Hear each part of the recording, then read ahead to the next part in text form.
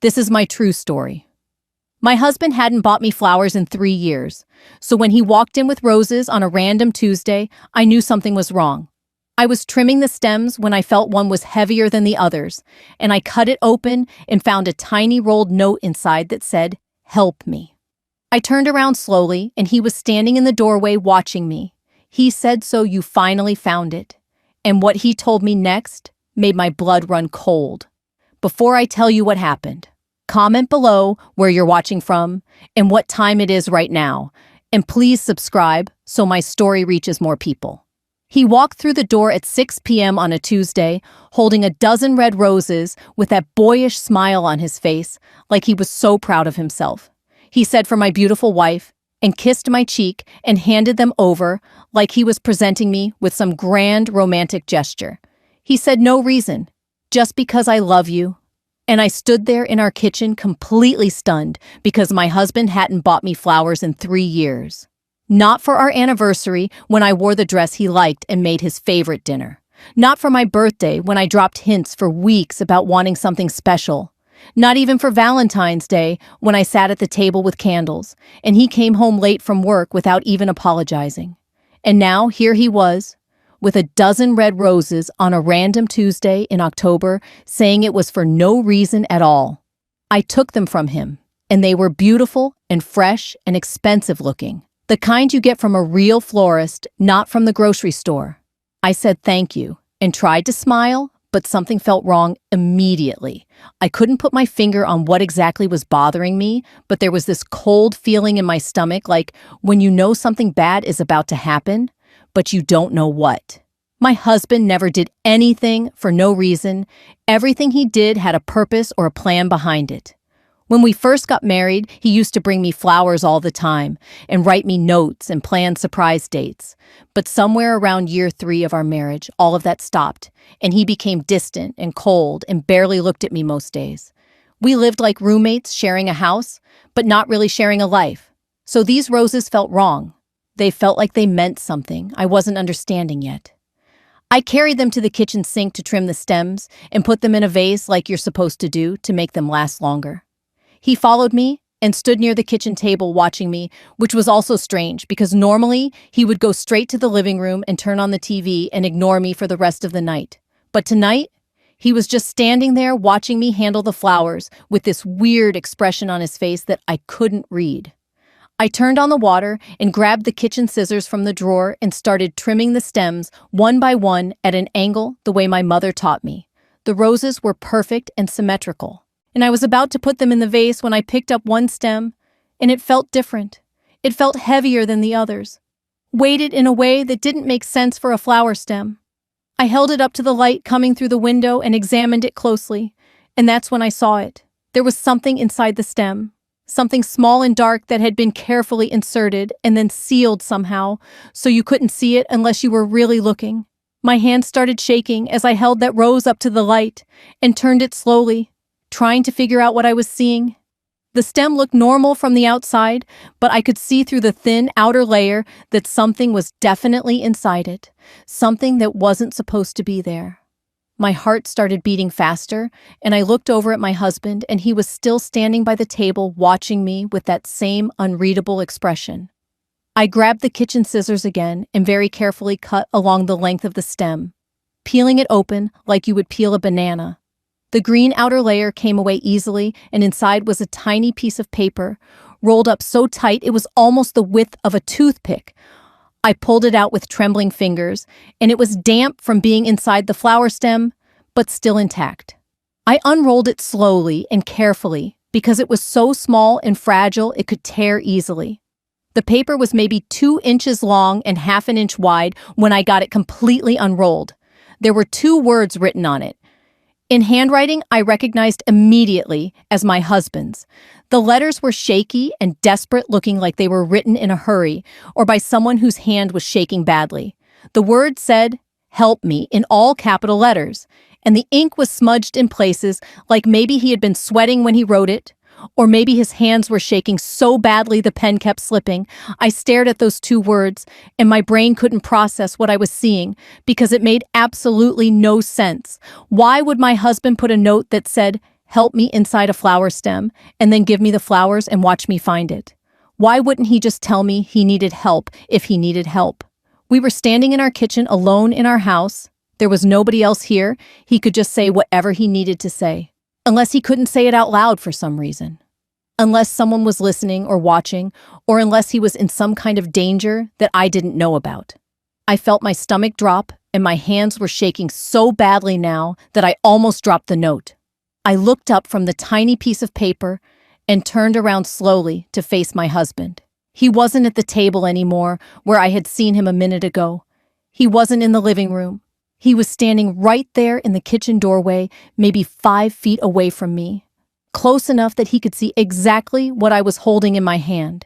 His expression wasn't surprised or confused like you would expect if your wife just found something weird inside a flower you gave her. He wasn't asking what's wrong or what did you find or acting concerned at all. Instead, his face was resigned and almost relieved, like he had been waiting for this exact moment. And now that it finally happened, he could stop pretending. He looked tired and scared, and somehow older than he did when he walked in the door 20 minutes ago. He said, "So you finally found it," in this quiet voice that carried none of that cheerful tone from earlier when he handed me the roses. Not "what's that?" or "what's wrong?" or "let me see." Just "so you finally found it," like he knew exactly what I was holding, because he put it there and he wanted me to find it. My mind was racing, trying to understand what was happening, because nothing about this made any sense. I held up the tiny note with shaking hands and said, "What is this and why does it say help me and what the hell is going on?" My voice came out louder and higher than I meant it to, and I could hear the fear and confusion in my own words. He didn't answer right away. He just stood there in the doorway looking at me with those tired, scared eyes. Then he started walking toward me slowly, with his hands up in front of him, like he was approaching a wild animal that might run or attack.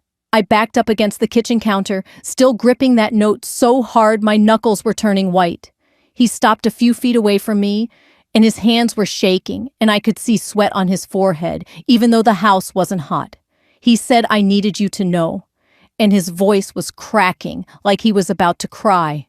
He said, "I couldn't tell you directly, and I couldn't risk them hearing, and I couldn't make it obvious, but I needed someone to know what was happening." He said, "You're the only person I trust, and you're the only one who could help me." I just stared at him, trying to process what he was saying, and my mind was screaming with questions. Who is them, and what is he talking about, and why the cryptic note hidden inside a flower stem, and why couldn't he just tell me whatever this was? I managed to whisper, "Know what? What do I need to know? What the hell is happening to you?" He looked at me for a long moment, and I saw something in his eyes I had never seen before. Pure terror mixed with desperation and exhaustion, like he had been carrying something impossibly heavy for a very long time. He walked over to the kitchen table and pulled out a chair and sat down heavily, like the weight of whatever he was about to tell me had finally broken him completely. He put his head in his hands for a moment and took a deep breath, and then looked up at me with red eyes like he hadn't slept properly in weeks. He said, 6 months ago, I witnessed something at work, something I wasn't supposed to see. My husband worked in accounting at what I always thought was the most boring corporate firm in the city, just expense reports and tax documents and client meetings that he complained about. I never paid much attention when he talked about work, because it seemed so mundane and unimportant. He said it was financial fraud on a massive scale, money laundering, connections to people who make problems disappear permanently. I felt my legs go weak, and I grabbed the edge of the counter to steady myself. He kept talking and said, I know what I saw, and they've been watching me for 6 months. He said they follow me to work and back home, and they're listening to everything I say and everything I do. He said my phone is tapped, and probably the house too, which is why he couldn't just tell me what was happening. He said they told him very clearly that if he talked to anyone about what he saw, if he went to the police or a lawyer or even his own wife, they would make sure he disappeared, and it would look like an accident. I slid down to sit on the floor with my back against the cabinet because my legs couldn't hold me up anymore. I said, who are they? And he said, people at the firm. People above the firm, people with enough money and power to make anyone disappear without consequences. He said he saw documents that showed millions of dollars being moved through fake accounts, and he recognized names of people who were supposed to be legitimate businessmen, but were actually connected to organized crime. He said he made the mistake of asking one question to the wrong person, and the next day someone came to his office and told him very politely that he should forget what he saw if he wanted to keep living. He said for 6 months, he's been pretending everything is normal while they watch his every move waiting for him to slip up. He said he goes to work and does his job and comes home and acts like nothing is wrong, because that's what they expect. He said he couldn't tell me because if I knew, then I would be in danger too, and they would know he told me, and we would both end up dead. But he said he couldn't just do nothing, because eventually they were going to decide he was too much of a risk and get rid of him anyway. So he came up with a plan, a desperate, insane plan to leave clues and evidence in a way that wouldn't alert them to what he was doing. He said he needed me to know what was happening, and he needed me to have proof in case something happened to him. But he couldn't just tell me or write me a letter or send me an email because they were monitoring everything. So he started hiding notes in the only thing he could regularly give me without raising suspicion. He said every Tuesday for the last 6 months, he's been buying me roses, and I suddenly remembered that was true. Every single Tuesday, without fail, he would come home with a dozen red roses and hand them to me with a smile. At first, I thought maybe he was having an affair, and the flowers were guilt gifts to make himself feel better about cheating. Then I thought maybe he was trying to fix our marriage that had grown so cold and distant over the past few years.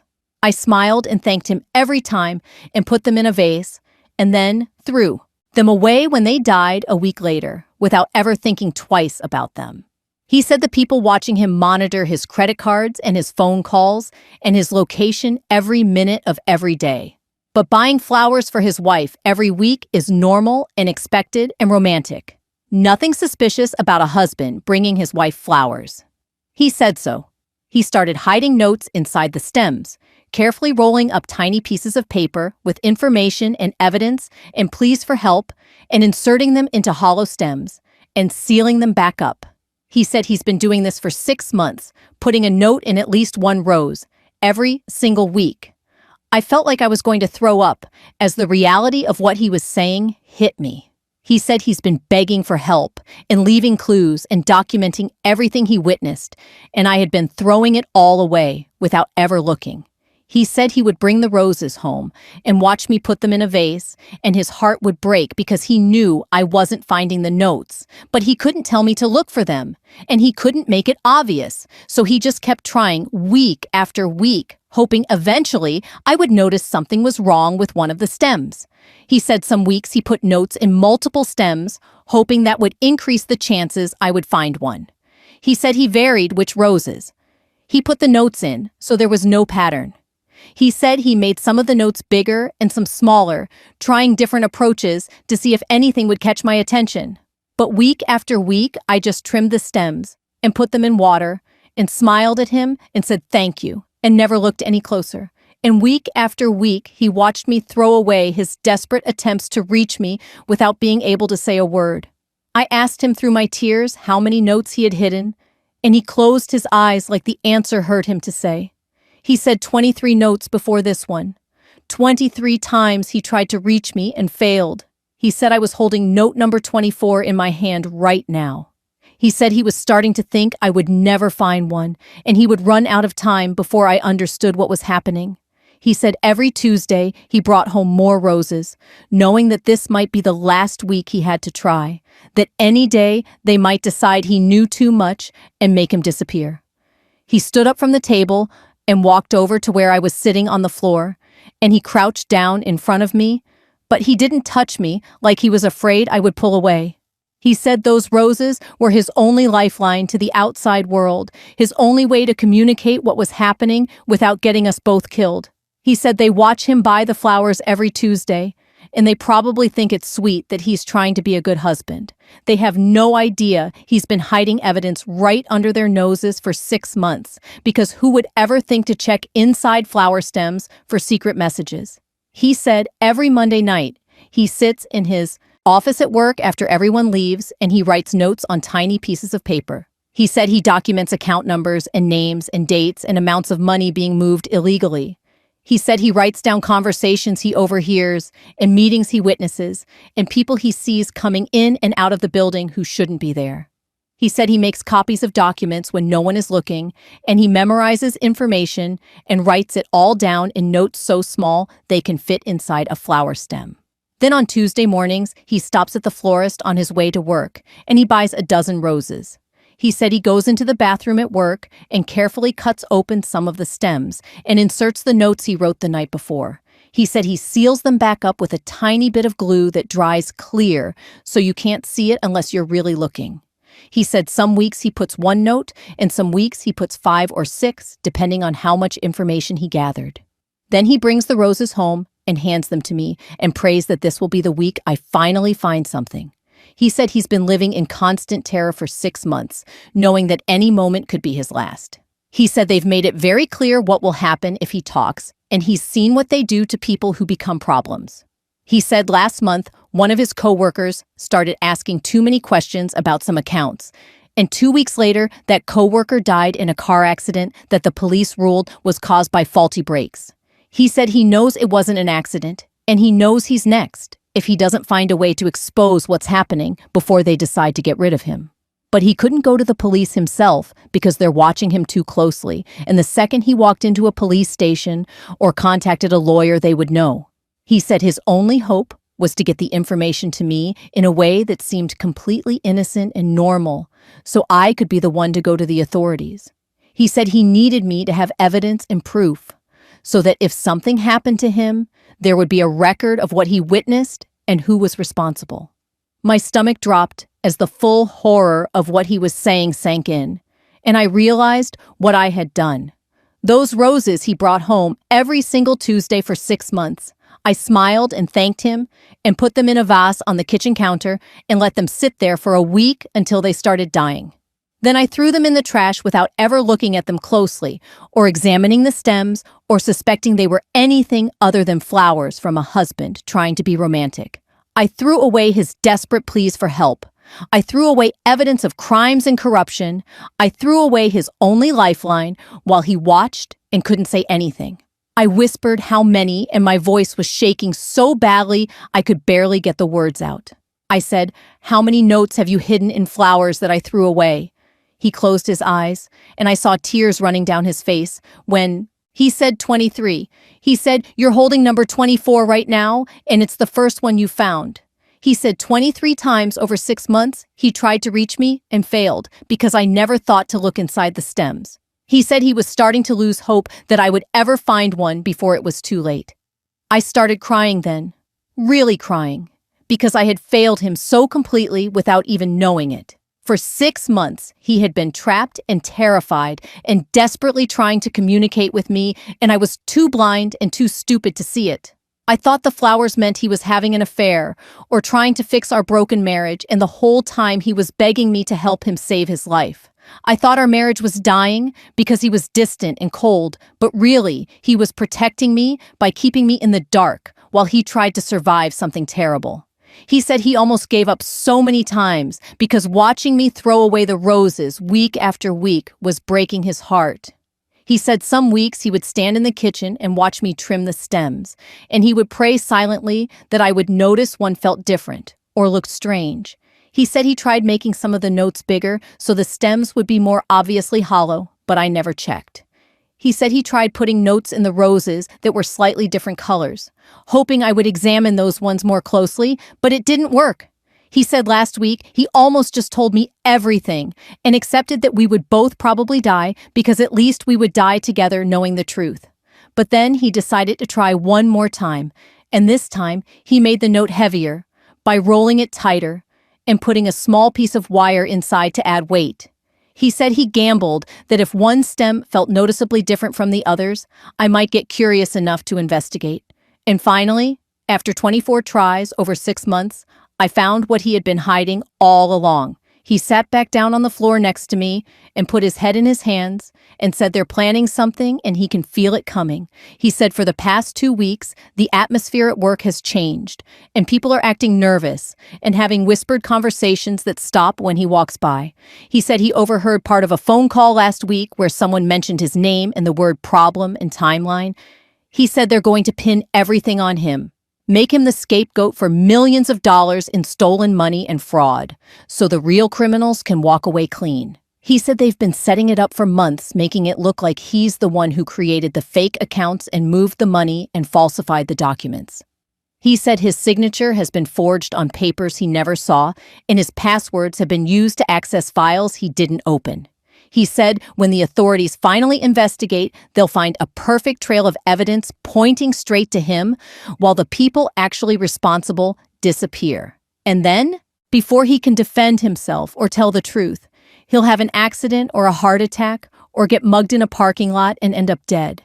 He reached toward me, but didn't actually touch me, like he was afraid I would pull away, or like he didn't deserve to touch me after what he put me through. He said if I went to the police now, they would know it came from him, because who else would tell me these things? He said they're watching our house and monitoring our conversations, and they would know within hours that he broke his silence. He said we would both disappear. Before the police could even start an investigation, our deaths would look like a murder-suicide or a home invasion or a gas leak, something clean that wouldn't raise too many questions. But he said if he did nothing, then he would disappear anyway. Probably within the next few weeks, based on what he's been overhearing. He said that's why he needed me to have proof and evidence, hidden somewhere, only I would find it. He said the stems have been hollow this whole time, and he's been documenting everything he witnessed. He said the notes contain account numbers and transaction dates and names of people involved and descriptions of conversations and meetings. He said if something happens to him, I would have enough information to take to the FBI and expose everything. He said he also made copies of documents at work and hid them in files they would never think to check. He said he has flash drives with evidence buried in his desk and screenshots saved in encrypted folders.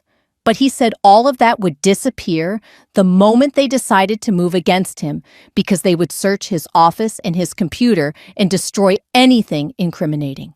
The only evidence they couldn't find and destroy was the evidence I had already thrown in the garbage without knowing what it was. I sat there on our kitchen floor, holding that tiny note with "Help me," written in my husband's shaky handwriting, and I felt our entire life shift beneath my feet. For 6 months, I thought he was distant and cold because he didn't love me anymore, or because he was having an affair, or because our marriage was quietly dying. I thought the flowers were guilt gifts or empty gestures from a man who felt obligated to try. I went to bed alone most nights, thinking he stayed up late because he didn't want to be near me. I woke up in the morning and made small talk over coffee, thinking we were just going through the motions of a marriage that had no real feeling left in it. But the whole time, he was being watched and threatened and terrorized by people who would kill him without hesitation. The whole time he was documenting crimes and gathering evidence and hiding it in flowers, hoping desperately that I would find it before they killed him. The whole time he was protecting me by keeping me ignorant, because if I knew the truth, I would be in danger too. He pushed me away and acted cold and distant, because loving me openly would make me a target. And keeping me at arm's length was the only way to keep me safe. And I had no idea any of it was happening. I looked at him, sitting there on the floor next to me, with tears running down his face and exhaustion in every line of his body. He looked like he had been carrying the weight of the world for 6 months and was finally able to set it down for just a moment. I asked him what he needed me to do, and I watched relief flood his face like I had just thrown him a lifeline in the middle of the ocean. He grabbed my hands and squeezed them and said, "Thank you," over and over, like those 2 words weren't enough, but they were all he had. He said first we needed to find any of the old roses I hadn't thrown away yet and get the notes out of them. He said every piece of information mattered, and the more evidence I had, the stronger the case would be. He said we had to be careful and act normal, because if they suspected anything was wrong, they would move against us immediately. He said I couldn't make any unusual phone calls or do any suspicious internet searches or change my routine in any noticeable way because they might be watching me too now. He said what I needed to do was collect all the evidence from the flowers and document everything carefully. He said I should photograph the notes and type up what they said and create backup files in multiple locations. He said I needed to contact the FBI, but not from our house phone or our computers or anywhere they might be monitoring. He said I should go to the public library and use their computers to send an encrypted message through a secure channel he would give me instructions for. He said it had to be done carefully and quietly so no one would know where the information came from until it was too late for them to stop it. We got up off the kitchen floor and started searching everywhere I might have put old flowers. I checked the trash can under the sink and found nothing because I had taken the garbage out 2 days ago. We went to the garage and dug through the big trash bin and found some stems from maybe 2 weeks ago that were dried out and brown, but still mostly intact. My husband carefully cut them open with shaking hands and pulled out 3 tiny notes that were damp and smudged, but still readable. Each one had account numbers and dates and names written in his small, careful handwriting. We checked everywhere: the compost bin in the backyard where I sometimes threw organic waste, the recycling bin where I might have tossed them, even the disposal in the sink in case any pieces got stuck. We found 7 stems total that hadn't been completely destroyed yet. 7 notes out of 23 he had hidden over 6 months. The other 16 were gone forever, thrown away and taken by the garbage truck and buried in a landfill somewhere with information that could have helped him weeks or months ago if only I had found them. He spread out the 7 notes on the kitchen table and took photos of each one. With a camera he said wasn't connected to the internet or any network they could monitor. He said he kept copies of everything at work too, hidden in files they would never think to check under fake names and random dates. He said he had been building a complete record of everything he witnessed just in case something happened to him. But he said if they raided his office, they would find and destroy that evidence. So what I had in these notes was the only backup that existed outside their reach. That night, I didn't sleep at all. I sat at our kitchen table with those 7 tiny notes, and I photographed them from every angle and typed up everything they said into a document. I created backup files and saved them to flash drives and uploaded them to encrypted cloud storage accounts I set up using fake names. The next day, I told my husband I was going to the library to return some books, and instead I used their public computer to contact a federal agent through an encrypted channel he had researched. I sent everything we had with a detailed explanation of what was happening and who was involved. 2 weeks later, FBI agents raided his office early in the morning before anyone could destroy evidence. They seized computers and files and arrested 4 executives on the spot. My husband was taken into protective custody that same day, and I didn't see him for 3 weeks while he gave testimony and helped them build their case. 3 months later, 7 people total were arrested, including the CEO and several board members. The news called it one of the largest financial fraud cases in the state's history, with over $50 million stolen and laundered through fake accounts. We disappeared into witness protection after the trials with new names and new lives in a new city where no one knew us. We got a second chance at the marriage that almost died because I had been throwing away his desperate pleas for help hidden inside roses I thought meant nothing. Now, every Tuesday, he brings me flowers, and I check every single stem carefully because I'll never make that mistake again. He brought me roses for no reason. But when one stem felt heavy, I found a note inside that said, "Help me."